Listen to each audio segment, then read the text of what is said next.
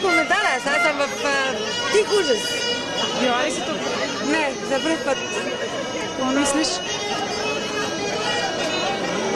Тих ужас съм. В момента не мога да кажа нищо. Потресена съм от поведението на хората, организирани от ДПС.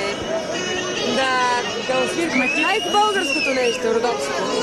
Метицата естествено. Тя е, доколкото знам, протеже на Ахмед Башев.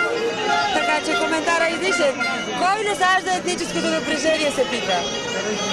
То е ясно. Видно ДПС. Обаче няма да стане. Това е българско село. Това са български граждани. И няма да позволим да създадат какъвто и да е конфликт. Тук обявихте, че ще бъде нашия Мегдан. Майдан. Мегдан по подобие на Майдан. Да, защото не искаме тази зависимост, хората да бъдат държани в зависимост. 50% от тютюна не е изкупен. Да, доколкото знам, а това, което е изкупено, не е платено. Така че те са зависими, те са роби. Те държат хората в робство, в зависимост. И това искаме да се премахне. Нали сме демокрация, нали сме България, нали сме европейска държава.